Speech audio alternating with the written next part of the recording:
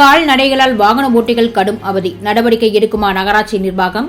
காஞ்சிபுரம் மாவட்டம் குன்றத்தூர் வட்டம் மாங்காடு நகராட்சிக்கு உட்பட்ட மேல் ரகுநாதபுரம் முத்துமாரியம்மன் கோவில் சாலையில் தினமும் இருசக்கரம் மற்றும் 3 சக்கரம் இலகுரக வாகனம் என 500க்கும் மேற்பட்ட வாகனங்கள் இந்த சாலையினை கடந்து செல்கின்றன.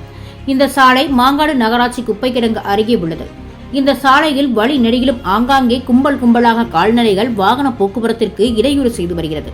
குறிப்பாக இருசக்கரம் மற்றும் 3 சக்கர வாகனங்களில் செல்வோர் கடும் சிரமத்திற்கு ஆளாகின்றனர். சில சமயங்களில் கால்நடைகளின் மீது மோதி சிறு காயங்கள் மற்றும் பெருங்காயங்களுடன் வாகன ஓட்டிகள் அவதிப்பட்டு செல்கின்றனர்.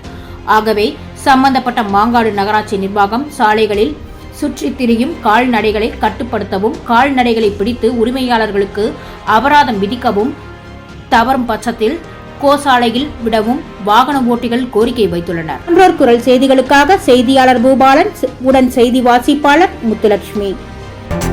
செய்திகளை உடனுக்குடன் தெரிந்து கொள்ள சான்றோர் குரல் பக்கத்தை ஃபாலோ